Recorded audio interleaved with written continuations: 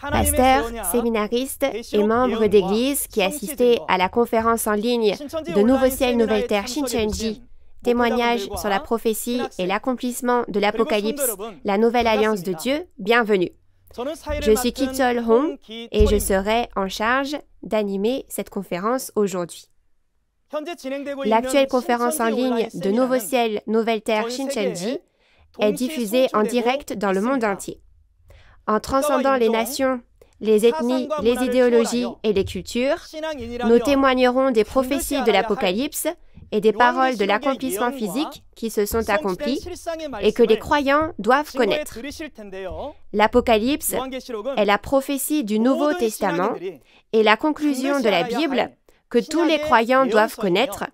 C'est pourquoi c'est une très bonne occasion pour ceux qui sont présents aujourd'hui de comprendre pleinement l'Apocalypse.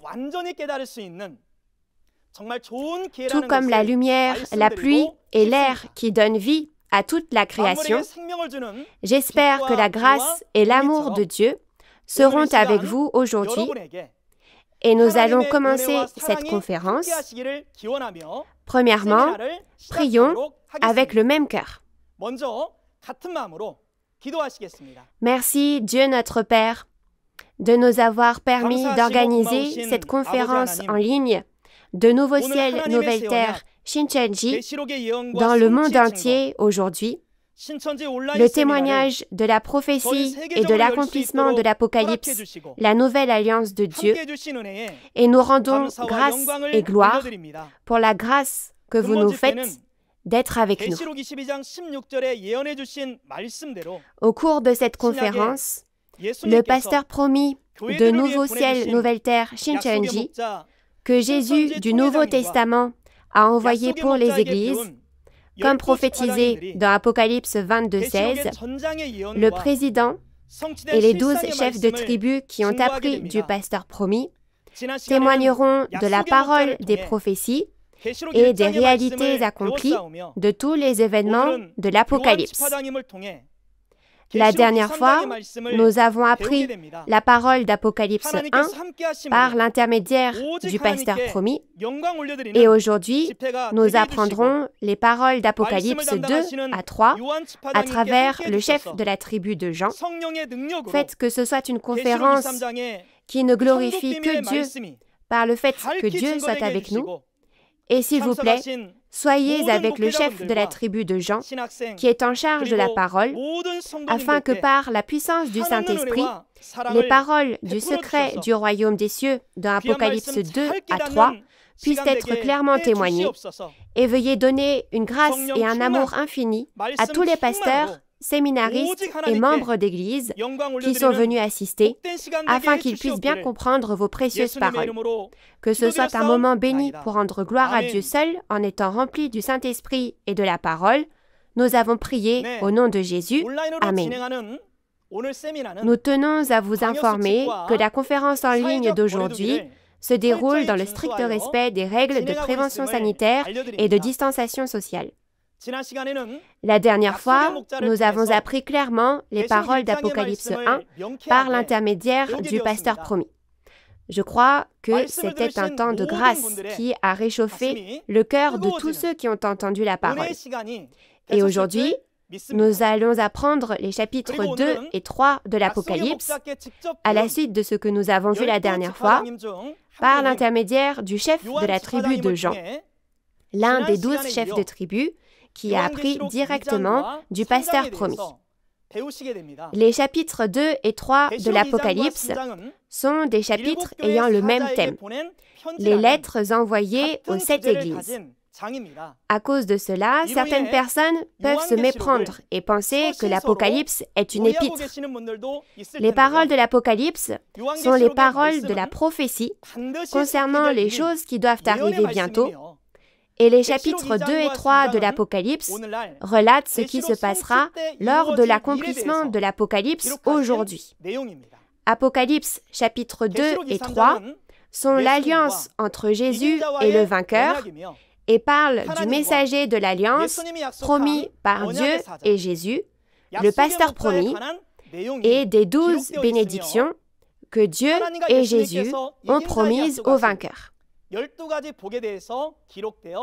Ensuite, à travers la conférence d'aujourd'hui, quel est le contenu des lettres que Jésus a envoyées aux messagers de cette Église? Où sont les 7 églises? Comment Jésus, en esprit, a-t-il envoyé ces lettres? Et comment les églises les ont-elles reçues? Et quelles sont les 12 bénédictions promises par Jésus à celui qui vaincra? Et pourquoi est-ce important pour nous? Aujourd'hui sera le moment d'apporter une explication claire à toutes ces questions et de dissiper ces doutes. J'espère que vous obtiendrez une grande réalisation lorsque la réalité de l'Apocalypse sera attestée en détail et que ce sera un moment précieux pendant lequel la lumière de la vérité illuminera votre cœur. Ensuite, je vais laisser la place à Lee Ki-won, le chef de la tribu de Jean, qui va prêcher la parole. Veuillez l'accueillir avec des applaudissements chaleureux.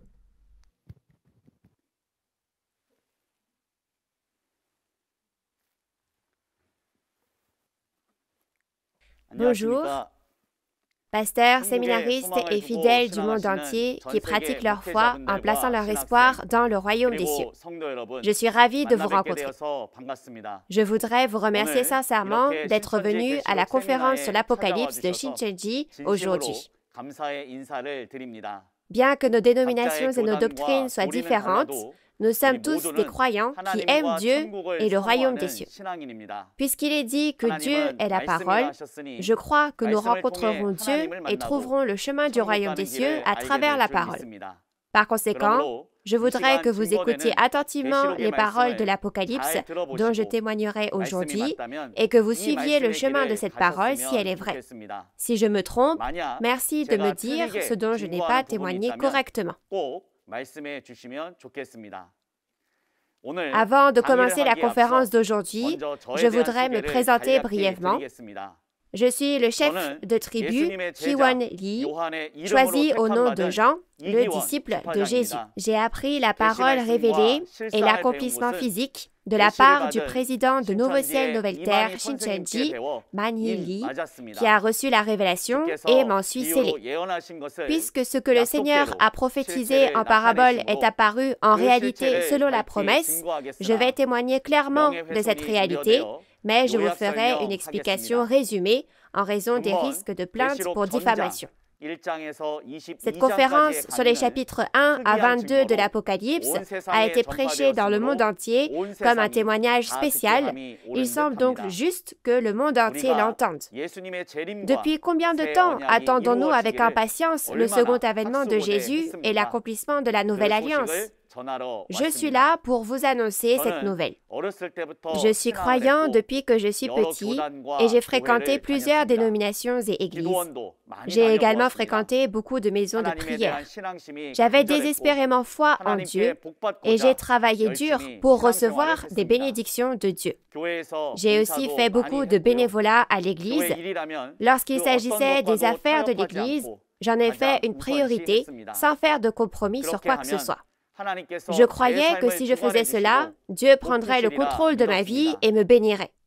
Cependant, avec le temps, ma foi s'est refroidie. Il n'y avait aucune raison particulière, mais au fur et à mesure que je devenais plus occupé dans le monde, mon zèle pour vivre ma foi diminuait et mon cœur envers Dieu se refroidissait progressivement. C'est en ce temps-là que j'ai entendu la parole révélée témoigner à Nouveau Ciel, Nouvelle Terre, Shincheonji.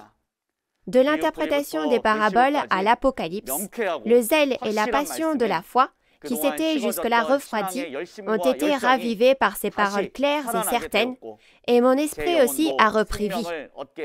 La prophétie et la réalité de l'accomplissement physique étaient si certaines que j'ai pu maintenant obtenir la certitude que j'étais sauvé par la parole et l'accomplissement physique, et non en me persuadant moi-même que j'étais sauvé. Jésus a dit qu'il reviendra au temps de la fin, et qu'en ce temps-là, telle et telle chose arriveront, et que ceux qui appartiennent à ce lieu créé seront avec Dieu, Jésus et le royaume des cieux. Et comme je me trouve dans cet endroit, la parole a prouvé qui je suis. Maintenant que je sais qui je suis et de quoi parle la Bible, je peux vivre avec l'assurance du salut. Aujourd'hui, je voudrais aussi vous témoigner de la parole révélée que j'ai apprise du président Manili, le messager que Jésus a envoyé pour les églises. Et j'espère que vous, comme moi, serez également sauvés et apprécierez la joie de vivre dans la parole de vie.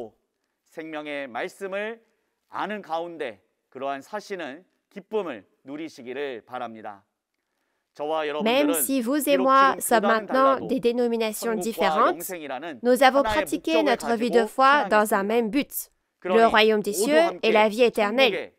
Alors, ne devrions-nous pas aller tous ensemble au royaume des cieux? Mais vous ne savez pas où se trouve le royaume des cieux. Alors, comment comptez-vous y aller? L'Apocalypse nous le dit clairement. Alors, je prie pour que vous l'appreniez et que vous alliez au royaume des cieux. Et je vous serai reconnaissant d'écouter ce témoignage aujourd'hui. Et s'il y a quelque chose de faux que je dis, ou si vous pensez que je me trompe, veuillez m'en parler au numéro ou à l'adresse email indiquée ci-dessous. Maintenant, laissez-moi vous parler du contenu des chapitres 2 et 3 de l'Apocalypse. Il semble que nous puissions y passer un peu plus d'1 heure. Merci pour votre compréhension. Je vais maintenant utiliser le tableau à droite et témoigner de la parole. Le thème officiel de cette conférence en ligne de Nouveau Ciel, Nouvelle Terre, Shincheonji sur l'Apocalypse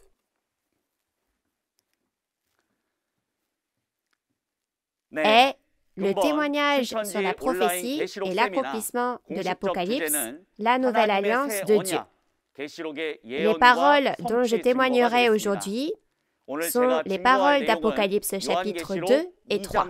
Si nous devions donner un titre au contenu des chapitres 2 et 3 de l'Apocalypse, nous pourrions dire qu'il s'agit des lettres envoyées aux messagers des 7 églises.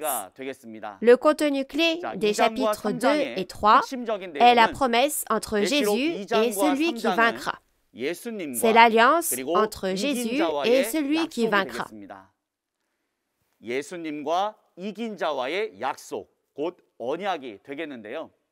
La raison pour laquelle je dis cela est que si vous regardez la référence principale, Jésus a promis de donner 12 bénédictions à celui qui vaincra.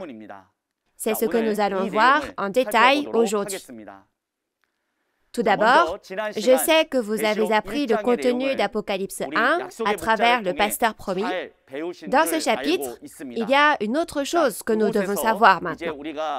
Quand on regarde dans Apocalypse 1, versets 12 à 19, Jésus choisit un homme, Jean, et il lui demande d'envoyer des lettres aux 7 églises. Ainsi, maintenant que Jean a été choisi par Jésus, il envoie les lettres aux 7 églises, et c'est le contenu des chapitres 2 et 3. Mais ce que nous devons savoir ici, c'est que l'apôtre Jean a écrit la vision que Jésus lui a montrée il y a 2000 ans.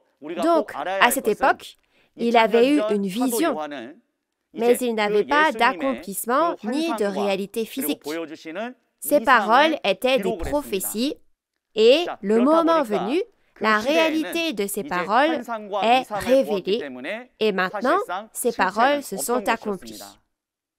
Quand ces paroles s'accomplissent, Jésus, qui a donné cette parole, revient et quand il choisit un homme, il choisit Jean il y a 2000 ans, mais aujourd'hui, Jean de l'ancien temps n'est pas ressuscité et choisi par Jésus pour envoyer des lettres. Il y a une personne qui a été choisie aujourd'hui. Nous allons l'appeler Nouveau Jean. C'est le pasteur de l'accomplissement physique aujourd'hui. Ainsi, aujourd'hui, ce nouveau Jean, qui a été choisi par Jésus, envoie des lettres aux réalités des 7 églises. Ces paroles se sont accomplies aujourd'hui. Ainsi, à l'automne 1977, au pont Hyunri, à Cheongdo, dans la province nord de Gyeongsang, en Corée du Sud, ces paroles se sont accomplies. Ainsi, aujourd'hui, Jésus choisit une personne et l'instruit d'écrire des lettres. Alors, quelle est la signification des 7 églises qui reçoivent les lettres? Aujourd'hui, la réalité des 7 églises est apparue. C'est le temple du tabernacle où se trouvent les 7 messagers. Donc, si nous regardons dans Apocalypse 1, verset 20, il est dit que les 7 étoiles sont les messagers des 7 églises et les 7 chandeliers sont les 7 églises. Les 7 chandeliers ici font référence aux 7 esprits dans Apocalypse 4, verset 5. Alors, ces 7 personnes, ce sont les messagers des 7 églises et les messagers des 7 églises sont dans la même position que les 7 étoiles qui appartiennent à Dieu et ont été choisis par Jésus.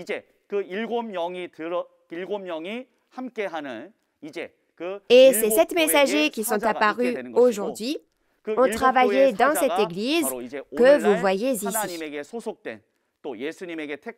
Le nom de cette église où se trouvaient les 7 messagers est le temple du tabernacle.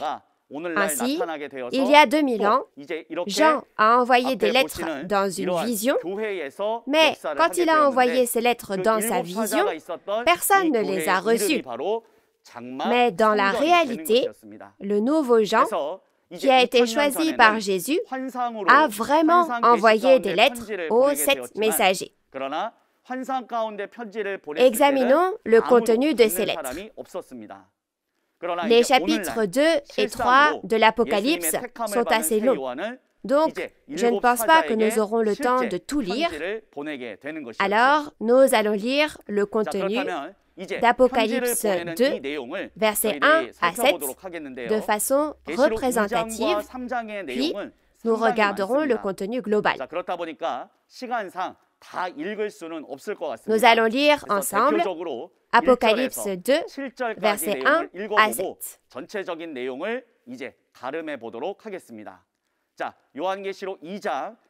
Apocalypse 2, versets 1 à 7.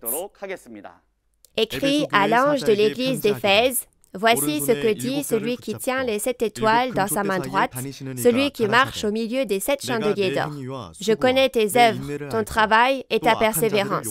Je sais que tu ne peux supporter les méchants, que tu as éprouvé ceux qui se disent apôtres et qui ne le sont pas, et que tu les as trouvés menteurs, que tu as de la persévérance, que tu as souffert à cause de mon nom, et que tu ne t'es point lassé. Mais ce que j'ai contre toi, c'est que tu as abandonné ton premier amour. Souviens-toi donc d'où tu es tombé, repens-toi et pratique tes premières œuvres. Sinon, je viendrai à toi et j'ôterai ton chandelier de sa place, à moins que tu ne te repentes. Tu as pourtant ceci, c'est que tu hais les œuvres des Nicolaïtes, œuvres que je hais aussi. Que celui qui a des oreilles entende ce que l'Esprit dit aux églises. À celui qui vaincra, je donnerai à manger de l'arbre de vie qui est dans le paradis de Dieu. Vous avez bien lu? Si vous regardez bien le contenu d'Apocalypse 2, versets 1 à 7, d'abord, le destinataire de la lettre apparaît. L'émetteur qui a envoyé la lettre apparaît, puis le porte-parole qui a envoyé la lettre au nom de l'émetteur apparaît. Donc, premièrement, si vous regardez dans l'Apocalypse, il y a un total de 7 églises. Et chaque fois que l'on envoie une lettre à ces 7 églises, c'est écrit comme ceci. Premièrement, c'est écrit à l'ange de l'église d'Éphèse. Cela veut dire que le destinataire est l'ange, soit le messager de l'église d'Éphèse. Ensuite, on parle de celui qui envoie la lettre, celui qui tient les 7 étoiles dans sa main droite, celui qui marche au milieu des 7 chandeliers d'or. Il dit ici que c'est une lettre qui vient de cette personne. Cette personne, c'est Jésus. Si vous regardez dans Apocalypse 1, versets 12 à 18, il y a l'apparence de Jésus en corps spirituel, en Esprit Saint. Ainsi, dans Apocalypse chapitre 2 et 3, lorsqu'il envoie les lettres aux 7 églises, l'apparence de Jésus qui envoie les lettres est basée sur celle que l'on voit dans Apocalypse 1, versets 12 à 18. Et puisque c'est écrit « Voici ce que dit celui qui marche », cela signifie qu'il y a un porte-parole qui envoie les lettres de Jésus à sa place. Et le messager de l'église d'Éphèse est le récepteur. Et nous pouvons savoir que l'émetteur, celui qui envoie les lettres, est Jésus. Alors, par l'intermédiaire de son porte-parole, Jésus envoie donc une lettre à l'un des 7 messagers. Quand on regarde le contenu de la lettre, on peut savoir comment est-ce qu'ils étaient en train de vivre leur foi. Regardons maintenant la suite, au verset 4. Il dit « Mais ce que j'ai contre toi, c'est que tu as abandonné ton premier amour. » Alors, ces 7 messagers, le premier amour de ces 7 personnes était Jésus. Mais ils ont fait quelque chose de mal. C'est pourquoi, au final, il les a réprimandés et leur a dit « Tu as abandonné ton premier amour. » Donc, ils sont en train de faire quelque chose de grave. Si on regarde après, Jésus leur dit « Souviens-toi donc d'où tu es tombé, repens-toi et pratique tes premières œuvres. Sinon, je viendrai à toi et j'ôterai ton chandelier de sa place. » Jésus leur dit de se repentir en leur disant qu'il leur enlèvera les 7 esprits et la mission qu'il leur avait confiée. Il dit ceci. Il continue donc de dire ces choses à chaque fois qu'il envoie une lettre à toutes les 7 églises. Repentez-vous, repentez-vous. Ainsi, on peut donc savoir qu'ils sont en train de faire quelque chose de mal. Alors, quand on regarde après, on voit quel genre de vie de foi ils menaient. Et il est dit qu'ils sont devenus un avec les Nicolaïtes. Ainsi, dans le tabernacle de Dieu, où se trouvent les 7 étoiles dans la main droite de Jésus, les 7 messagers choisis par Jésus, les pasteurs de Satan, appelés les Nicolaïtes, sont entrés dans le temple du tabernacle et, au final, ils sont devenus un avec eux. Par l'intermédiaire du porte-parole choisi par Jésus, des lettres ont été envoyées aux 7 messagers pour les informer de ce fait. Alors, Jésus dit ensuite que celui qui a des oreilles entende ce que l'Esprit dit aux églises. Alors, l'Esprit, soit l'Esprit Saint ici, c'est Jésus. Alors, ce que Jésus dit aux églises, aux 7 messagers, c'est « Écoutez, et à celui qui vaincra, je donnerai à manger de l'arbre de vie qui est dans le paradis de Dieu. » En disant cela, qu'est-il en train de faire? C'est exact. Il a fait une promesse. Ainsi, au tout début, j'ai dit que le contenu le plus important ici, dans les chapitres 2 et 3 de l'Apocalypse, est la promesse entre Jésus et celui qui vaincra. Chaque fois que Jésus envoie une lettre aux 7 églises, à la fin, il promet de donner quelque chose à celui qui vaincra. Cela signifie qu'il y a donc 12 choses qui sont promises. Alors, qui est ce vainqueur qui recevra ces 12 bénédictions de Jésus?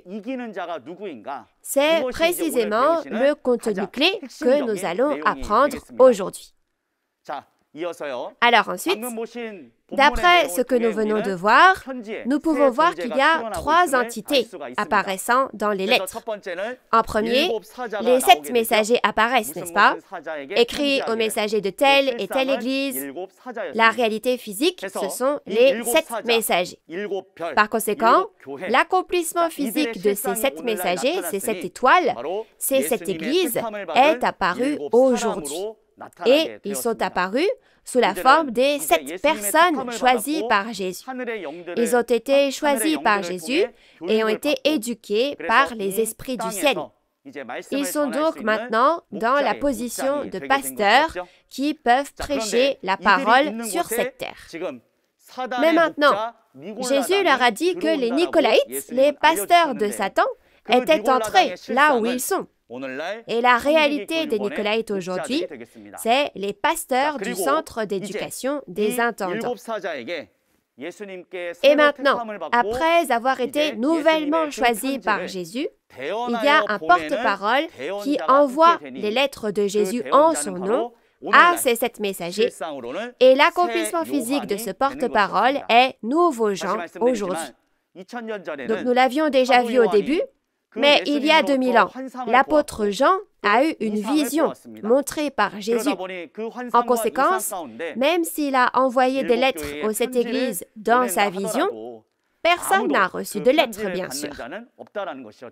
Mais maintenant, aujourd'hui, comme cette parole s'est accomplie et est apparue dans la réalité, Jésus fait en sorte que le nouveau Jean qui a été choisi aujourd'hui, ce nouveau Jean nouvellement choisi, envoie des lettres aux 7 messagers. Donc, souvenez-vous bien de ces choses.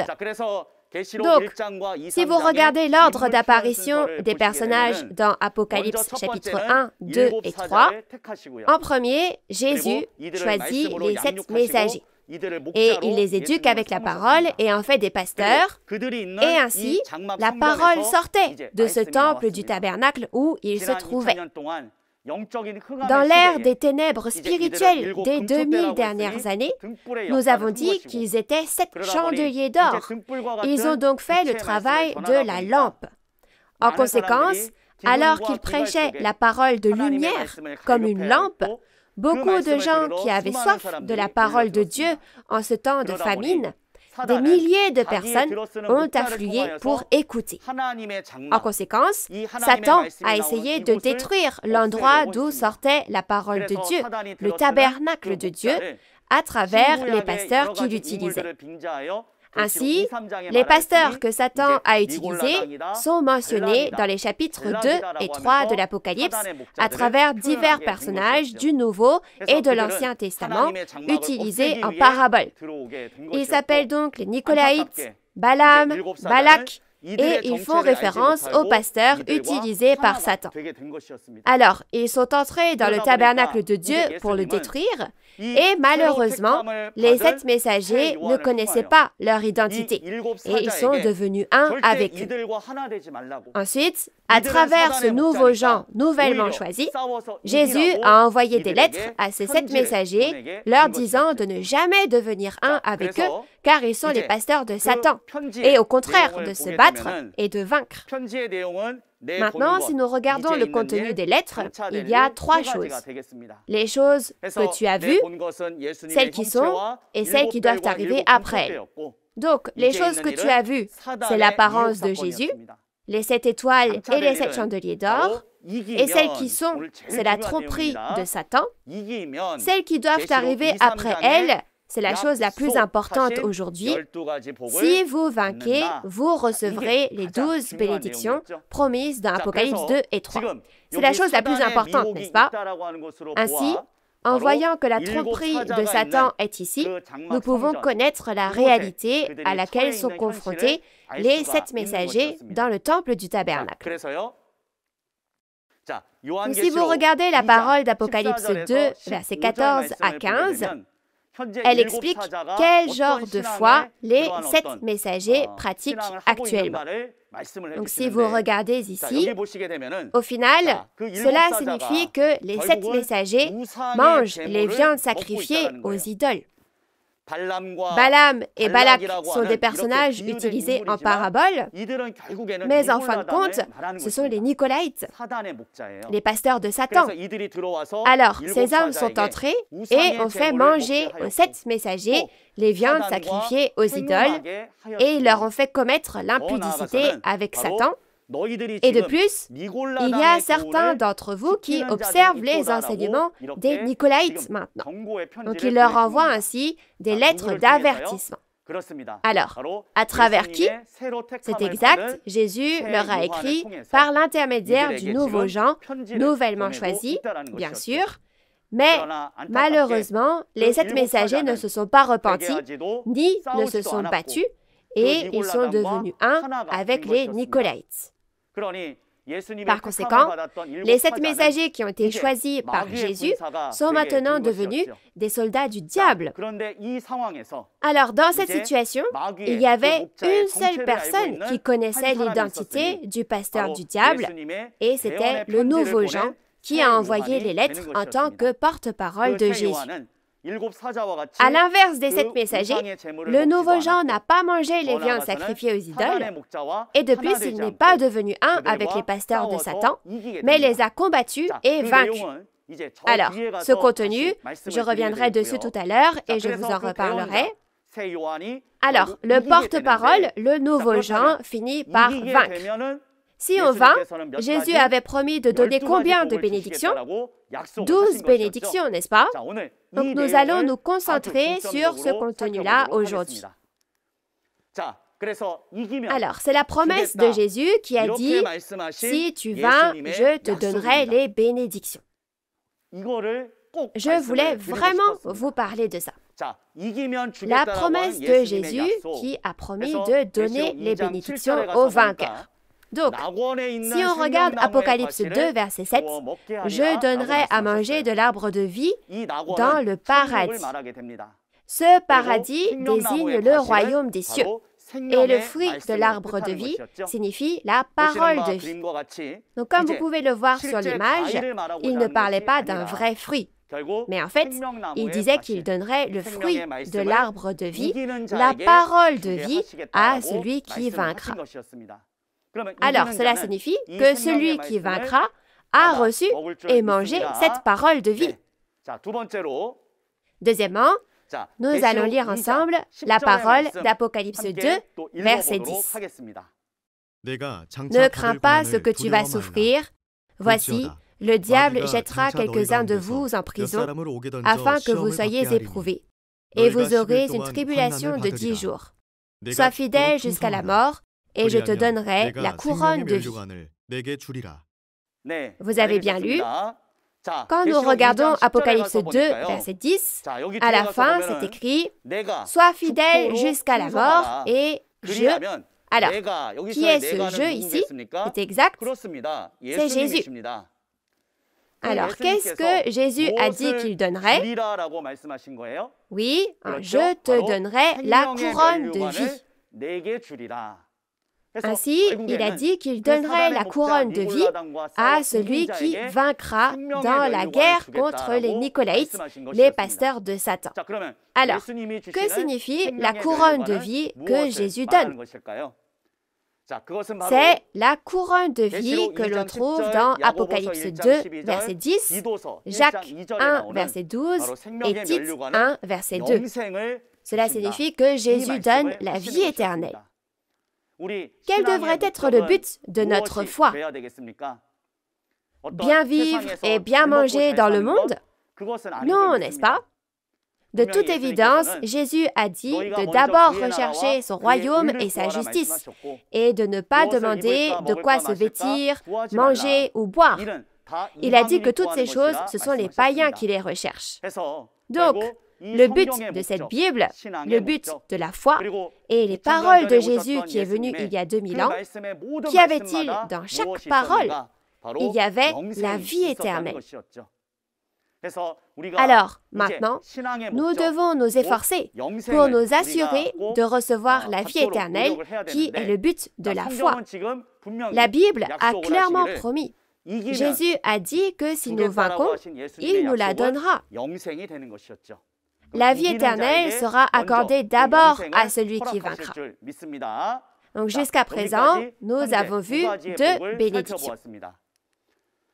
Troisièmement, lisons maintenant les paroles d'Apocalypse 2, verset 11.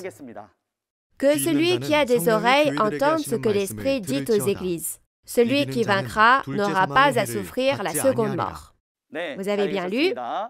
Que celui qui a des oreilles entende ce que l'Esprit, le Saint-Esprit, c'est Jésus, n'est-ce pas, entende ce que l'Esprit dit aux églises, et celui qui vaincra n'aura pas à souffrir la seconde mort. Alors, que signifie le fait que le vainqueur n'a pas à souffrir la seconde mort? Ne pas souffrir la seconde mort signifie éviter le châtiment de l'enfer. Ainsi, la première mort fait référence à la mort du corps, mais ça ne s'arrête pas là, car l'homme a aussi un esprit. Il y a aussi un châtiment que notre esprit recevra. Si nous regardons le chapitre 20 de l'Apocalypse, il est dit que le jugement est maintenant rendu par la parole de Dieu. Alors, le but de notre foi est d'aller au royaume des cieux et d'entrer dans la vie éternelle. Donc, nous ne devrions jamais recevoir le châtiment de l'enfer, n'est-ce pas? Donc, tout d'abord, nous voyons que la Bible promet d'éviter le châtiment de l'enfer, d'abord pour celui qui vaincra, et donne cette bénédiction à celui qui vaincra. Vous devez savoir que les paroles de Jésus, je donnerai ceci à celui qui vaincra, c'est le point le plus important des chapitres 2 et 3. Regardons maintenant la quatrième bénédiction. Nous allons lire Apocalypse 2, verset 17. Que celui qui a des oreilles entende ce que l'Esprit dit aux églises. À celui qui vaincra, je donnerai de la manne cachée et je lui donnerai un caillou blanc. Et sur ce caillou blanc est écrit un nom nouveau que personne ne connaît, si ce n'est celui qui le reçoit. Alors, en regardant les paroles d'Apocalypse 2, verset 17, que celui qui a des oreilles entende ce que l'Esprit, donc le Saint-Esprit, ici il parle de Jésus, n'est-ce pas, entende ce que l'Esprit dit aux églises. À celui qui vaincra, je donnerai de la manne cachée et je lui donnerai un caillou blanc. Et sur ce caillou est écrit un nom nouveau. Il a dit que personne ne connaît ce nom, sauf celui qui le reçoit.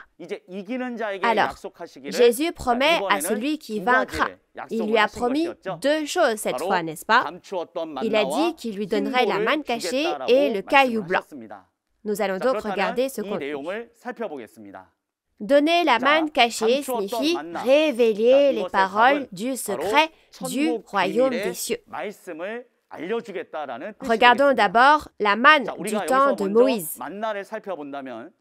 Dans Exode 16, verset 31, et ci-dessous, nous voyons que Dieu a fait sortir les Israélites d'Égypte à travers Moïse et leur avait donné de la manne et des cailles le matin et le soir. Cependant, comme la manne était de la nourriture physique, même s'ils ont mangé cette nourriture physique, ils ont fini par mourir. En se comparant à cette manne physique, Jésus a dit dans Jean 6, 48, et ci-dessous, « Je suis le pain vivant qui est descendu du ciel. » En d'autres termes, il s'est comparé à la manne au temps de Moïse.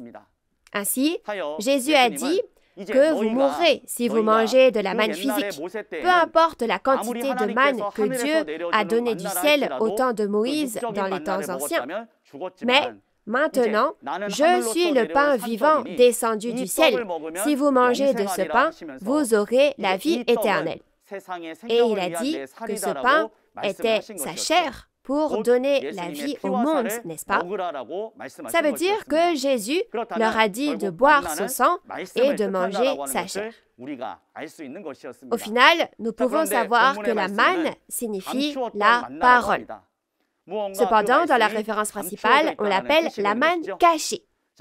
Que signifie-t-il que cette parole est cachée? Alors, maintenant, la Bible parle du royaume des cieux en parabole, et ces paroles sont cachées. En particulier, si vous regardez dans Apocalypse 5, Dieu a scellé les paroles concernant le royaume des cieux avec 7 sceaux. Et maintenant, le temps est venu et la parole est entièrement ouverte dans Apocalypse 10 et ces paroles sont révélées. Cette parole révélée, quand on regarde dans Apocalypse 10, une personne, nouveau Jean, reçoit ce livre. Alors, au final, les paroles de la référence principale signifient que Jésus ouvrira pleinement la manne cachée, la parole secrète du royaume des cieux, et fait manger cette parole révélée à celui qui vaincra. Alors, ce qui nous surprend vraiment ici, c'est que jusqu'à aujourd'hui, personne ne connaissait le vrai sens de la parole de Dieu et de Jésus. Et aujourd'hui, si quelqu'un reçoit et mange la parole révélée selon ce que dit Jésus, cette personne maîtrise la parole de la Bible. Alors, il faut connaître la Bible et faire selon la volonté de la parole pour aller au royaume des cieux. Et si on ne fait pas selon la parole, on ne peut pas aller au royaume des cieux. Dans ce cas-là, si quelqu'un connaît le sens de ces paroles, alors nous devons trouver cette personne à tout prix.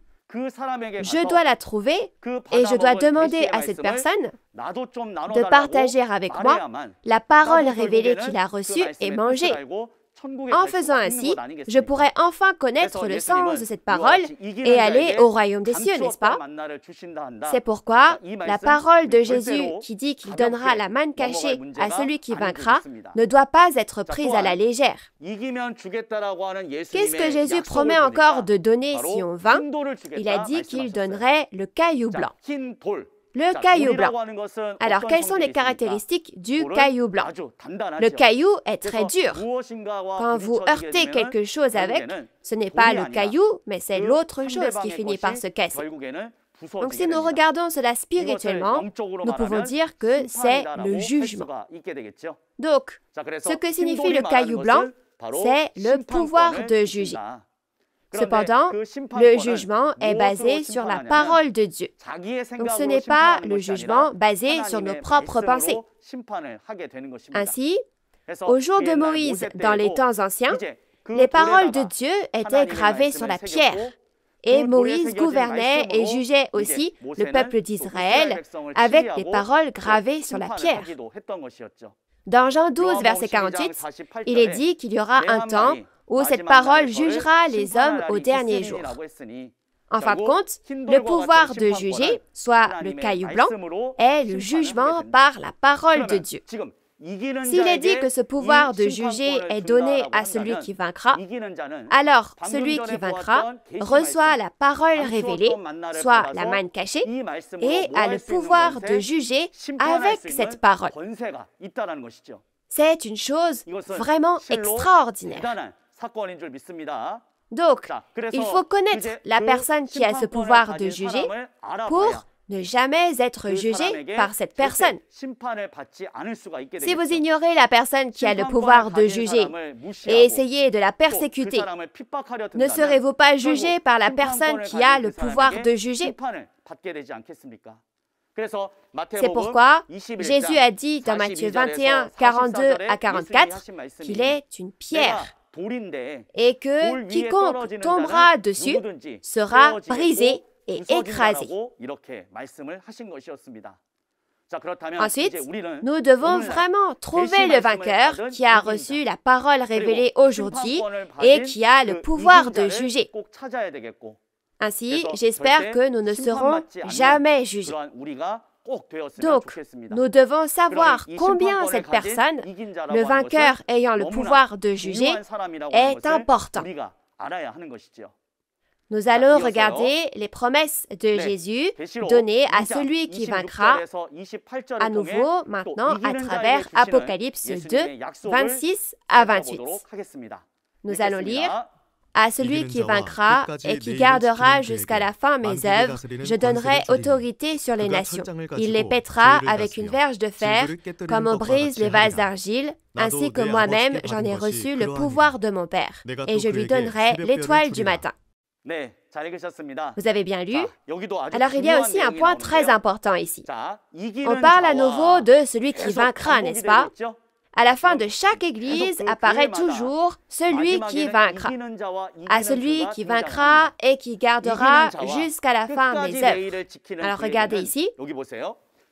Je lui donnerai autorité sur les nations. Le pouvoir de régner sur les nations. Toutes les nations. Il n'y a pas d'exception. Lors d'un événement important, quand nous accrochons des drapeaux, nous accrochons les drapeaux de toutes les nations, n'est-ce pas? Donc les drapeaux de tous les pays s'y trouvent. Alors, à qui Jésus donne-t-il maintenant l'autorité de paître toutes les nations? Oui, il a promis de la donner à celui qui vaincra. Et je lui donnerai autorité sur les nations. Donc lui, ça veut dire celui qui vaincra. Il les pètera avec une verge de fer, comme on brise les vases d'argile, ainsi que moi-même. Donc qui est ce moi? C'est Jésus dont on parle, n'est-ce pas? Il a dit, ainsi que moi-même, j'en ai reçu le pouvoir de mon Père. Alors, dans cette parole ici, on voit que Jésus donne à celui qui vaincra l'autorité pour régner sur les nations. C'est-à-dire que la verge de fer lui est donnée. Tout comme Jésus a reçu la verge de fer de Dieu dans le passé, maintenant, Jésus a promis de donner la verge de fer à celui qui vaincra. Puis, ensuite, et je lui, donc je, c'est Jésus, et qui est celui? C'est celui qui vaincra. Il a dit qu'il donnera l'étoile du matin à celui qui vaincra. Ensuite, regardons ces deux choses. La verge de fer et l'autorité pour paître toutes les nations et l'étoile du matin. Donc le pouvoir de la verge de fer pour paître les nations, la verge de fer, ça fait référence donc à un bâton de fer. Le bâton de fer fait référence à l'autorité pour régner éternel. Avant aussi, quand on regarde, il symbolisait le pouvoir de régner. Et les chefs avaient un bâton comme celui-ci.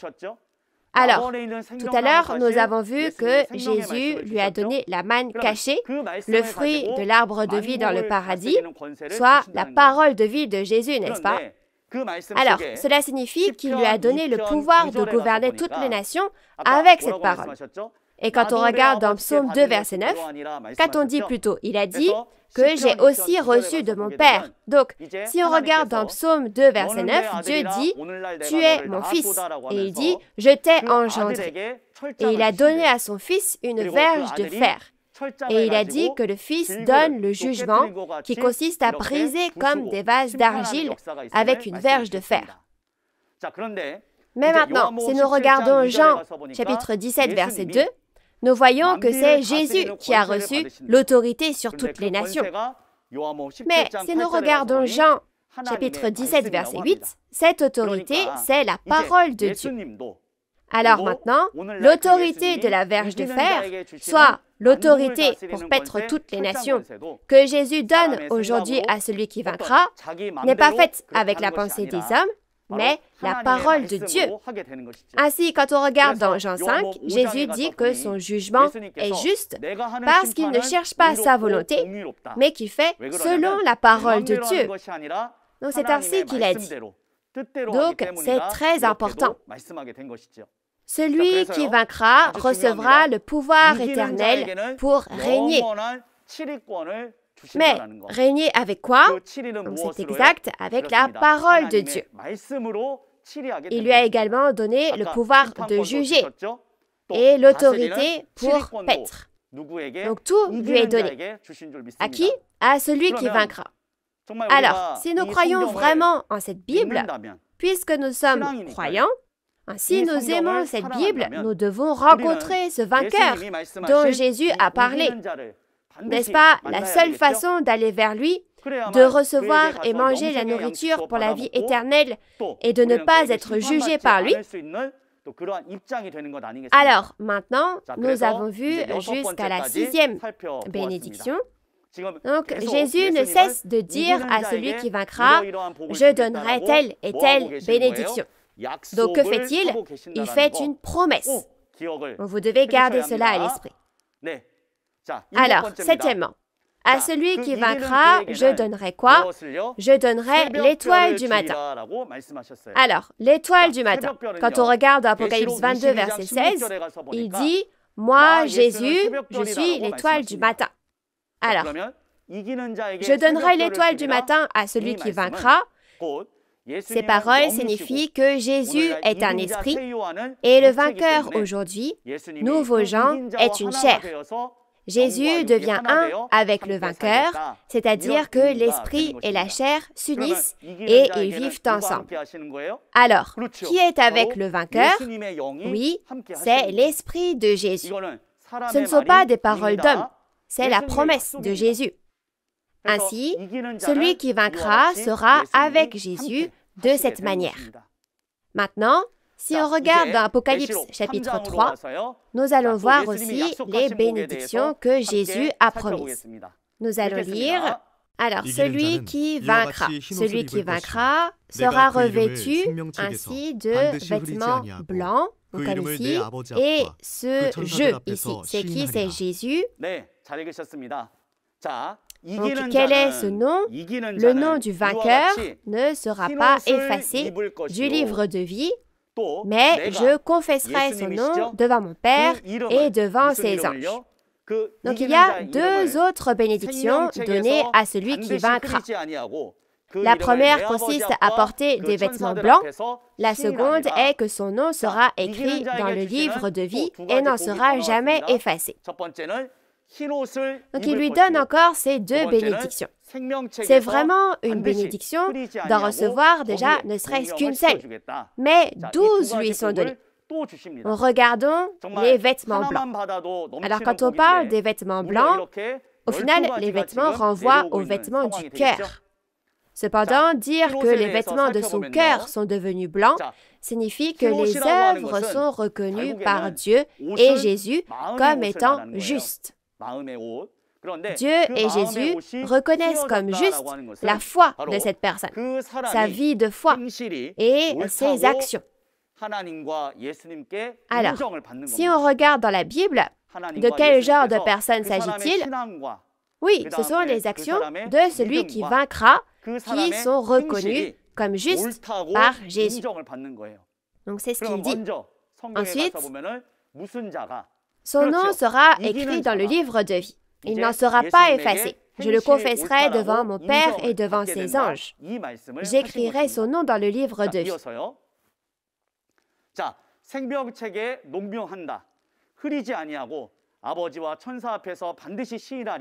Alors, vous avez beaucoup entendu parler du livre de vie, n'est-ce pas? Que signifie le livre de vie? Il s'agit du registre de la famille du royaume des cieux. Le livre de vie est le livre dans lequel sont inscrits les noms des personnes qui ont la vie. L'inverse serait le livre de mort, n'est-ce pas? Lorsque nous regardons dans les films, vous avez déjà entendu parler de la liste des morts. Il est écrit dessus, vous savez, le nom des personnes qui doivent mourir. Mais à l'inverse, dans le livre de vie, ce sont les personnes qui ont la vie en Dieu. Mais où est le livre de vie? Il est dans la parole de Dieu, dans Jean 1, verset 4. Ensuite, ceux qui ont pleinement la parole de Dieu, ceux qui vivent selon la parole, et de plus, ceux qui gardent la nouvelle alliance à garder aujourd'hui, ces gens ont leur nom écrit dans la parole de Dieu, dans le livre de vie. C'est pourquoi, à quel point le livre de vie est important. Il apparaît 6 fois dans l'Apocalypse. Apocalypse 3, verset 5, Apocalypse 13, verset 8, Apocalypse 17, verset 8, Apocalypse 20, verset 12, Apocalypse 20, verset 15, Apocalypse 21, verset 27. Alors, chers pasteurs qui écoutez cette parole, chers séminaristes et chers fidèles, nous devons être inscrits dans ce livre de vie, n'est-ce pas? Mais si on ne sait pas ce qu'est le livre de vie, notre nom y sera-t-il écrit? Ne sera-t-il pas écrit? L'important, c'est à qui ce livre de vie est-il donné? Il est donné à celui qui vaincra. Et il sera le premier à être inscrit dans ce livre de vie. On verra plus tard la 12e bénédiction, mais ce qui est écrit, c'est que celui qui vaincra s'assiera désormais sur le trône de Dieu et de Jésus. Donc, si nous regardons dans Apocalypse 20, versets 12 et 15, nous voyons que Dieu a maintenant le livre de vie. Mais si Dieu veut partager le trône avec celui qui vaincra, qui a le livre de vie alors? C'est exact.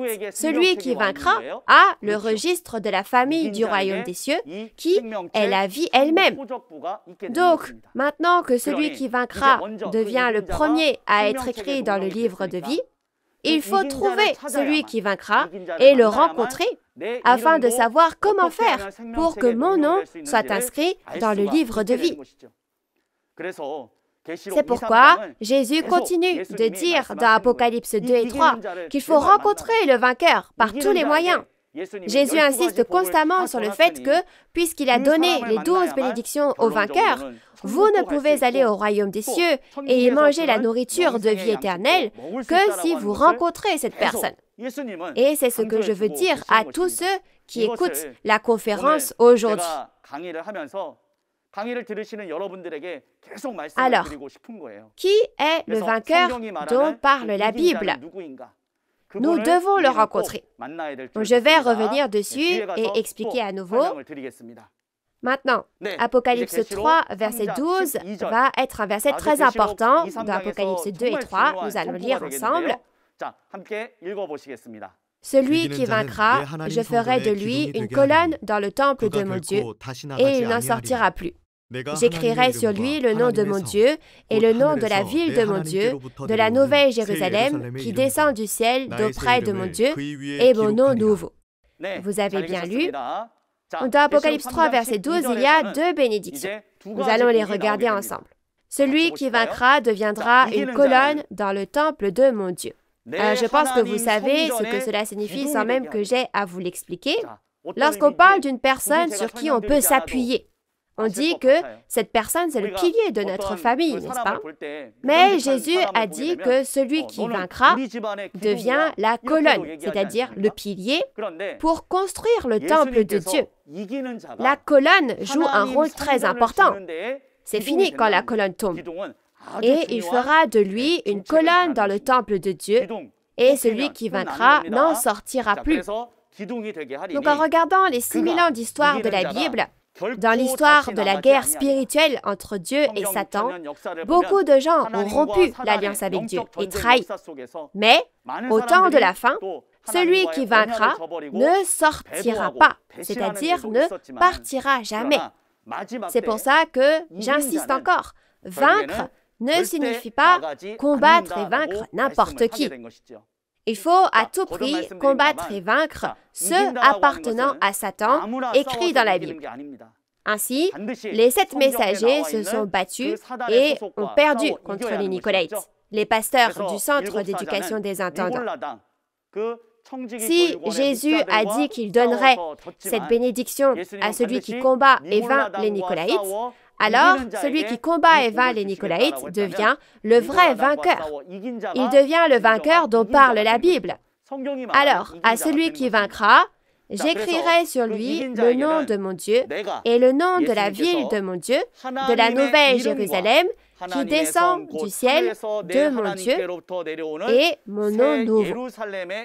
Alors, ici, il parle de deux choses.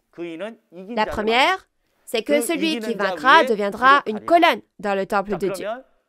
Et deuxièmement, à celui qui vaincra, donc j'écrirai sur lui le nom de mon Dieu et le nom de la ville de mon Dieu, de la nouvelle Jérusalem qui descend du ciel, c'est-à-dire de Dieu.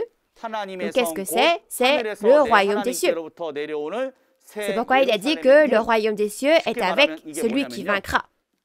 Et j'écrirai le nouveau nom de Jésus sur celui qui vaincra. Ce qui signifie d'abord qu'il en fera un pilier du temple de Dieu. Il jouera donc un rôle très important pour construire le royaume de Dieu sur terre. Ainsi, afin de bâtir le royaume de Dieu, à celui qui combat et vainc les Nicolaïtes, il donne la parole de vie, le pouvoir de juger, la manne cachée. Il donne tout.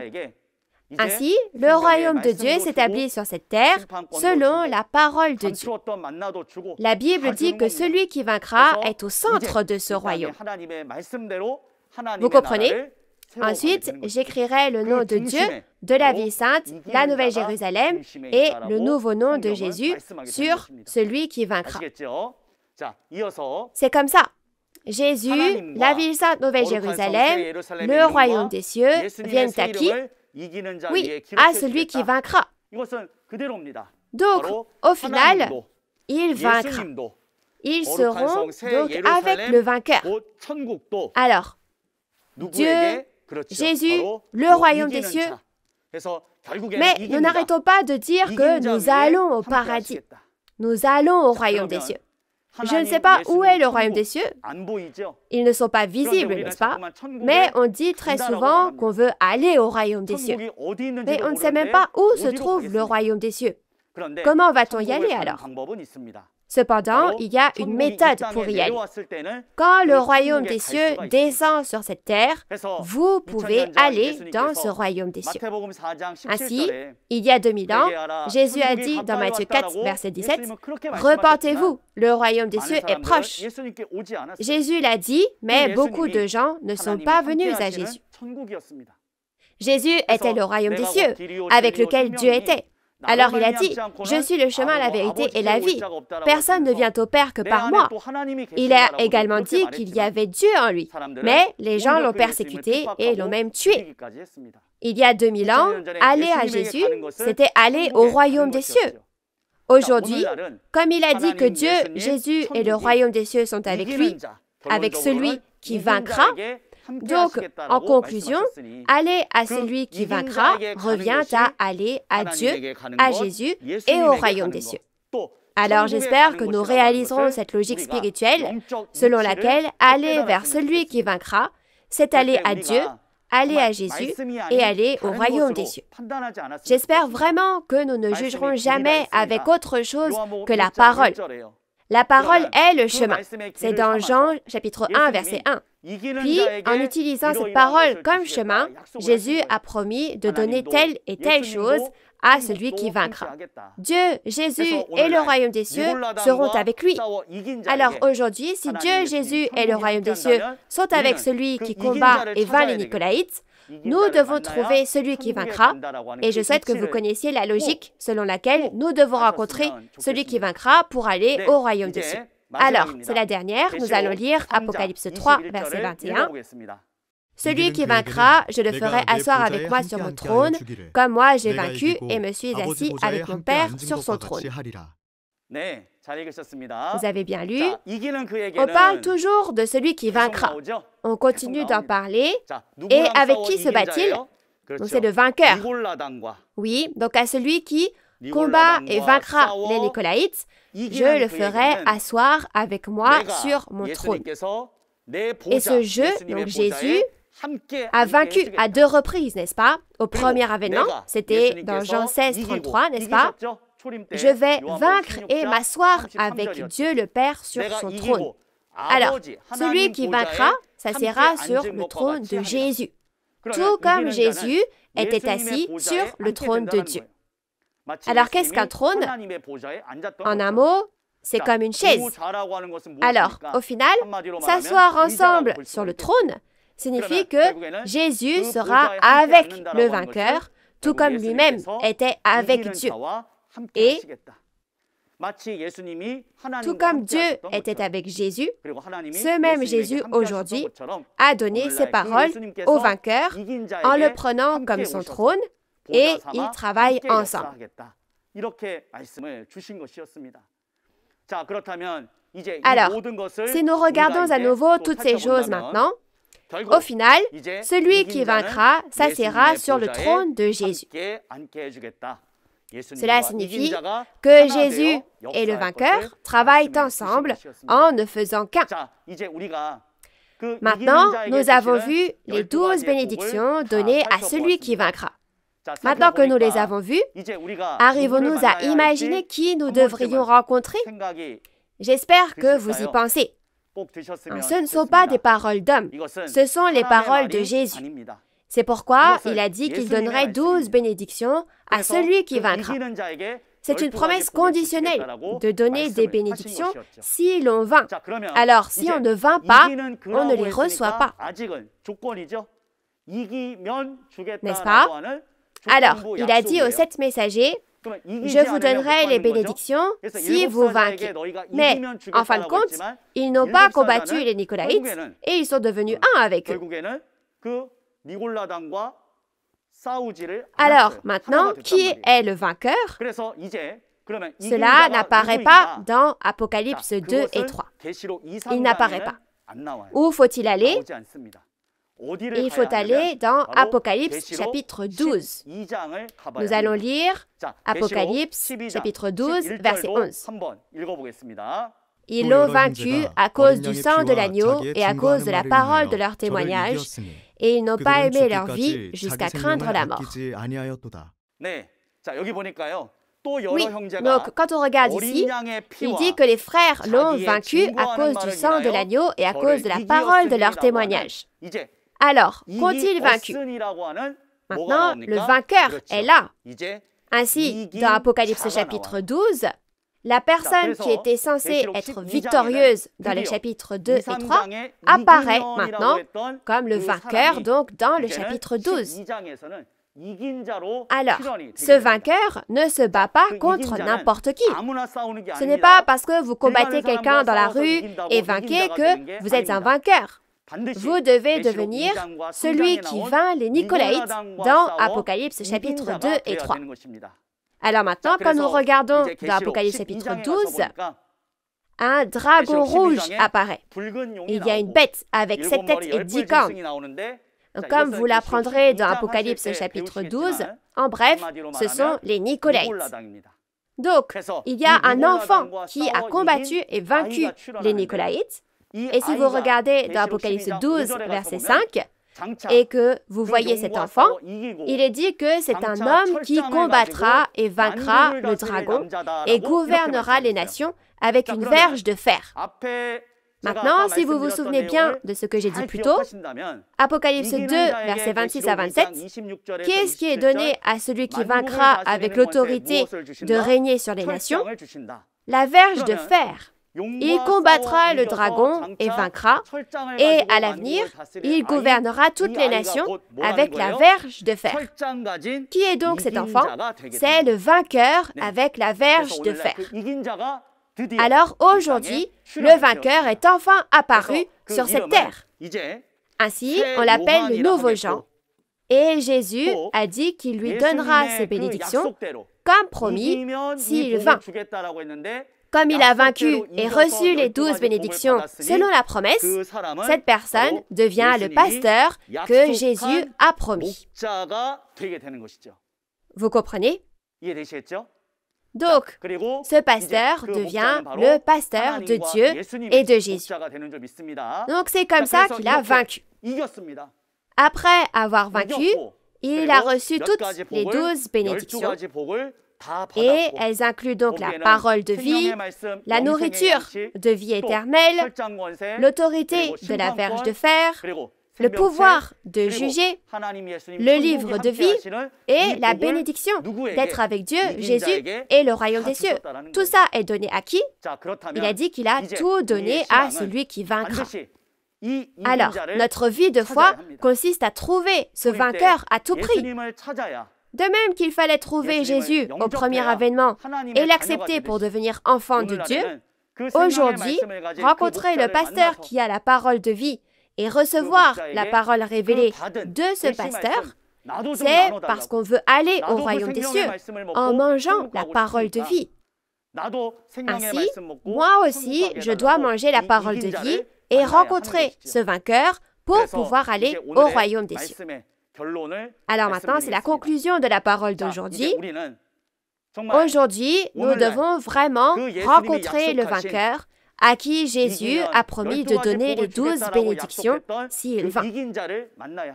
Il faut rencontrer le vainqueur pour pouvoir recevoir et manger la nourriture de la vie éternelle, la parole de vie, et faire selon la volonté de cette parole. Et en suivant la volonté de la parole, vous pourrez aller au royaume des cieux sans ajouter ni retrancher. Nous devons rencontrer le vainqueur pour être sauvés et nous devons appartenir au vainqueur pour recevoir et manger la nourriture de la vie éternelle et ainsi nous pouvons aller au royaume des cieux. Il ne s'agit pas de faire du vainqueur un Dieu. Ne vous méprenez jamais.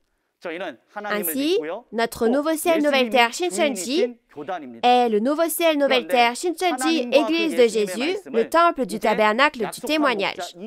Nous croyons en Dieu. C'est aussi une dénomination dont Jésus est le maître. Le pasteur qui vint, le pasteur promis, a reçu la parole de Dieu et de Jésus. Pourquoi? Parce qu'il a fait selon la Bible. Comment? Il a combattu et vaincu les Nicolaïtes. Alors le vainqueur sait qui sont les Nicolaïtes. Il sait qui est Monsieur Untel et Monsieur Untel, y compris leur apparence et aussi le nom de ces personnes.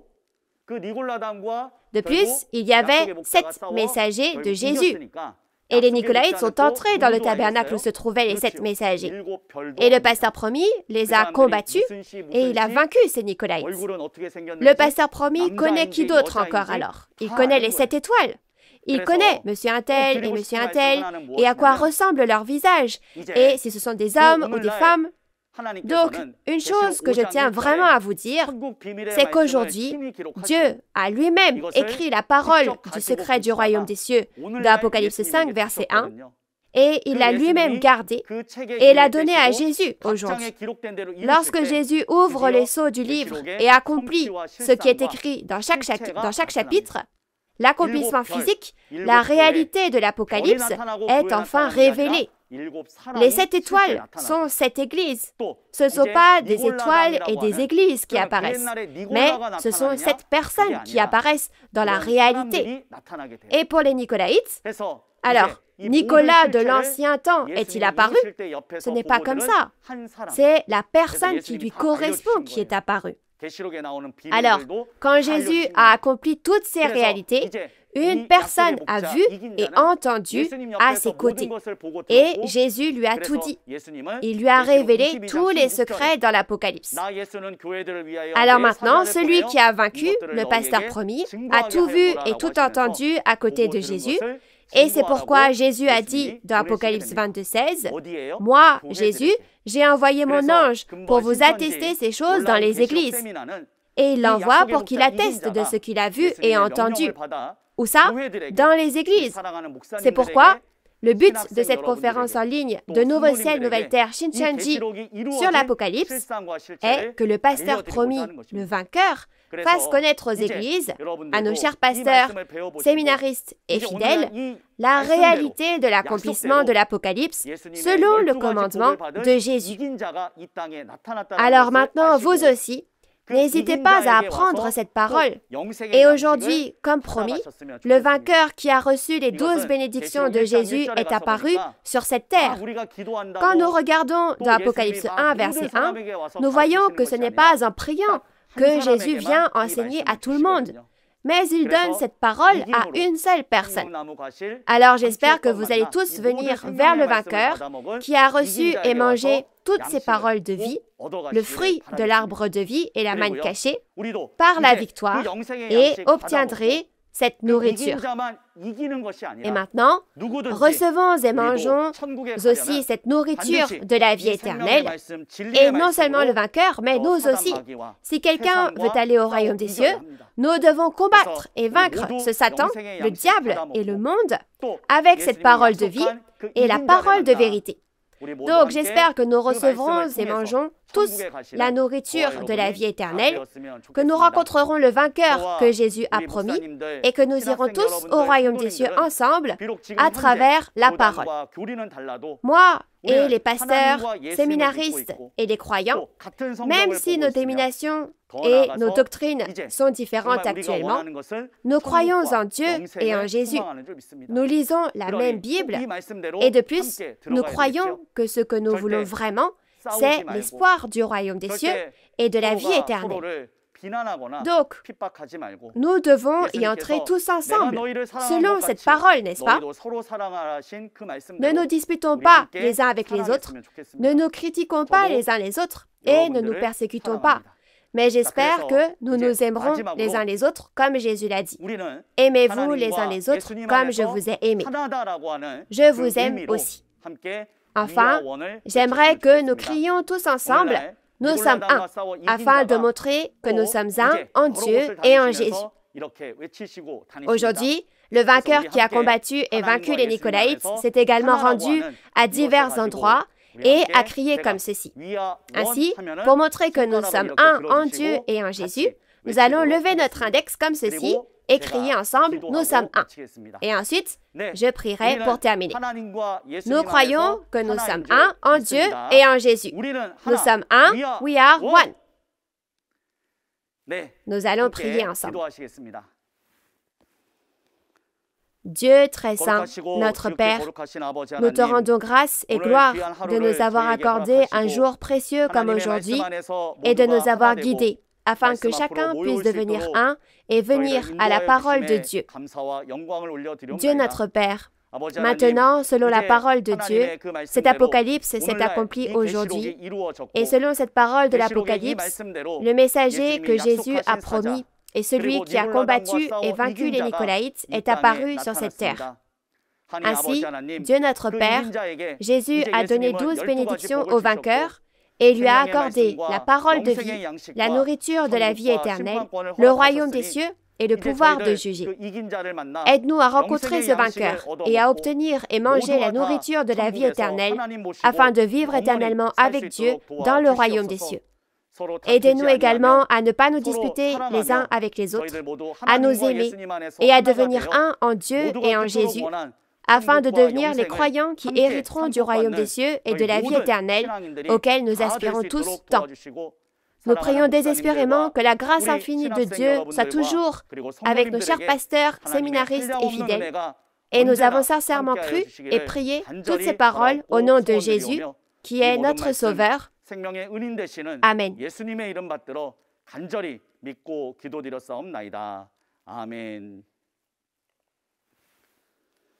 Merci d'avoir été avec nous. Merci. Je voudrais remercier Yi Ki-won, le chef de la tribu de Jean, pour avoir prêché la parole sur la prophétie et l'accomplissement de l'Apocalypse d'une manière très satisfaisante et très claire. Alors, en entendant cette parole aujourd'hui, comment c'était? Pouvez-vous clairement comprendre les paroles de l'Apocalypse qui semblaient si difficiles? C'est parce qu'il y a un pasteur promis qui a vu et entendu directement sur les lieux de l'accomplissement des événements de tous les chapitres de l'Apocalypse, et parce qu'il y a des personnes qui ont appris du pasteur promis, elles peuvent ainsi parfaitement enseigner cela. Vous attendez la prochaine conférence avec impatience, n'est-ce pas? Alors, regardons ensemble la bande-annonce des chapitres 4 et 5 de l'Apocalypse. Ne voulons-nous pas aller dans ce royaume des cieux? Levez la main si vous voulez aller au royaume des cieux. Comment pouvons-nous aller au royaume des cieux? Est-ce à nous d'aller au royaume des cieux où est Dieu? Ou le royaume des cieux viendra-t-il? Qui a besoin d'écouter ça? Ce sont les pasteurs chrétiens du monde entier. Parce que maintenant, enfin, s'accomplit l'œuvre du salut par le sang de Jésus. Je vous aime tous. Soyons un. We are one. Oui, lundi prochain, comme la vidéo d'aperçu que vous venez de voir, les chapitres 4 et 5 de l'Apocalypse seront prêchés par l'instructeur Jang-woo Yi. Les chapitres 4 et 5 de l'Apocalypse parlent du royaume des cieux dans le monde spirituel où Dieu et Jésus demeurent. L'heure est la même qu'aujourd'hui, à 10 heures. Alors, s'il vous plaît, soyez présents et réalisez la précieuse volonté de Dieu et sa parole de la promesse. La raison pour laquelle l'Église Nouveau Ciel, Nouvelle Terre, Shincheonji peut témoigner les paroles de l'Apocalypse avec une telle assurance est qu'il y a le pasteur promis qui a maîtrisé non seulement la prophétie et l'accomplissement physique de la Nouvelle Alliance, l'Apocalypse, mais aussi dans les 4 évangiles. En plus de la parole de l'Apocalypse de Jean que vous avez entendue aujourd'hui, si vous avez d'autres questions ou des questions sur l'Église Nouveau Ciel, Nouvelle Terre, Shincheonji et sa doctrine, veuillez contacter le numéro du représentant de chaque tribu indiqué sur l'écran. Vous serez guidé avec précision et gentillesse. Maintenant, nous allons conclure en faisant la prière que le Seigneur nous a enseignée. Nous allons faire le Notre Père tous ensemble. Notre Père qui es aux cieux, que ton nom soit sanctifié, que ton règne vienne, que ta volonté soit faite sur la terre comme au ciel. Donne-nous aujourd'hui notre pain de ce jour. Pardonne-nous nos offenses, comme nous pardonnons aussi à ceux qui nous ont offensés, et ne nous laisse pas entrer en tentation, mais délivre-nous du mal. Car c'est à toi qu'appartiennent le règne, la puissance et la gloire au siècle des siècles. Amen.